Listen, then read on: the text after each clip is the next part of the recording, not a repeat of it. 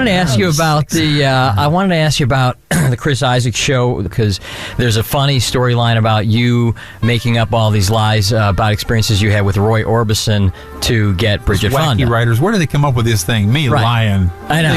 Where do they dream that up? You're obviously very influenced by Roy Orbison.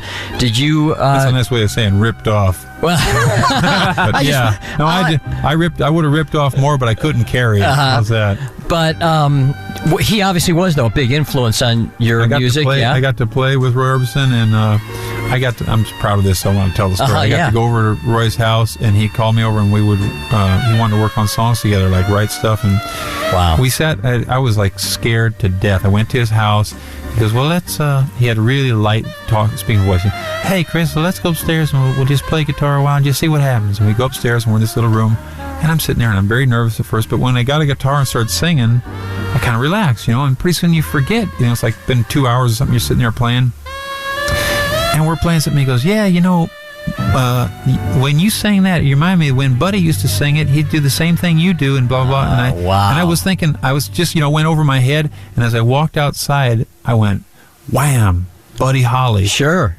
And I remembered that Roy Orbison had just sat around and jammed with Buddy Holly. Oh, cool. Yeah. And I just thought, like I touched his hand, it's like wow. I've been in the place of greatness. Yeah, that leads me to a question I was going to ask you about something like that. When I saw the episode and you were talking and all the Roy Orbison talk came up, I thought about a picture that I was fortunate enough to get back years ago. And in the same picture, it's me and Roy Orbison and Stevie Ray Vaughan.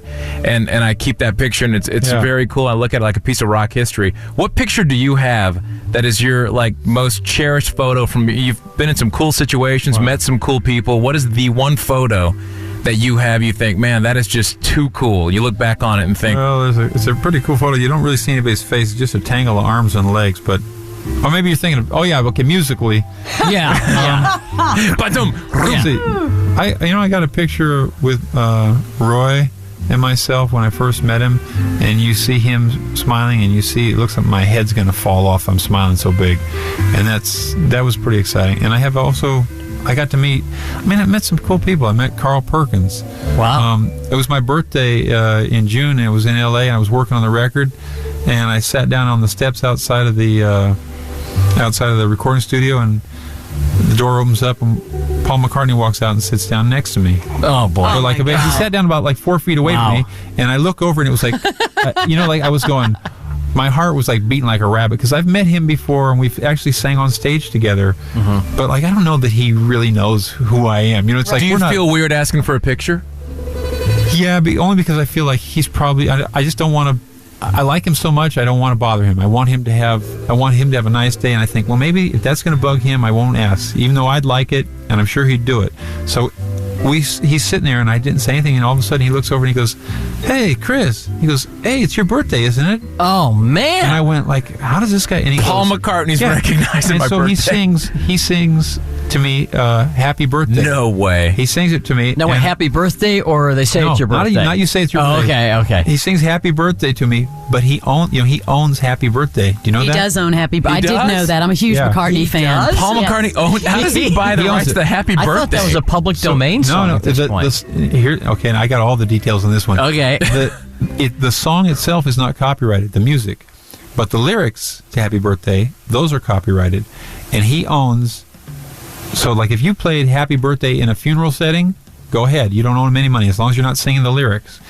But if you played even the song Happy Birthday in a birthday setting, as long as it refers to something about a birthday, whether you use the lyrics or not, you got to pay him. Well, here's the question. Even the melody. Da, da, da, da, da. So I got to finish he has to finish this story. It's too cool. Oh, so when he got to the end of the thing, I said, I not only appreciate that you sang that to me, but I said, do I owe you the royalty for singing it? Or here's are you kicking in the 2 cents? He goes, I don't need it.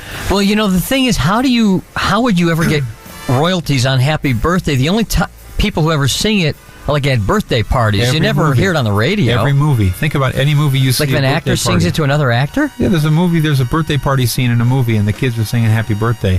What made him think of grabbing that one? He also has the Buddy Holly catalog. He owns the theme songs to a bunch of football teams too. What? Really? Yeah, there's That's what I've heard. Yeah, it's too bad he doesn't own the Beatles catalog. That's the problem. Yeah, Michael Jackson beat him to that punch. Come on. I mean, he's a cool a billionaire. story. He's a billionaire. He is a billionaire. That is a very cool But story. he's one of the billionaires. Like sometimes you see a billionaire and you kind of go, I resent the guy. What has he ever done to? But you know something? In his case, I look at him and I go, he brought me personally like so much joy in my life listening to his music, and so many other people. I go, yeah, he deserves the $1 billion. If somebody else could do that, make people that happy, and everybody chips in their $2 or whatever. I bet out of royalties from me alone, he's probably got $50. That's got to be the money that's like play money. That's the kind of things that when you're starting off your career, you go, how do people get these gigs? Yeah. Like for the first 10 years of my career, I was playing bars and places that, pretty much smell like urine and duct tape. Mm-hmm. And, you're opening it, you're going on to the show at like 8 o'clock, or you're playing at 4 in the morning or something, and you're going, doesn't get any better than this, does it? Yeah. Well, it does. It was great of you to come in this early. We really appreciate it. Great meeting you. Chris Isaak on the Morning X.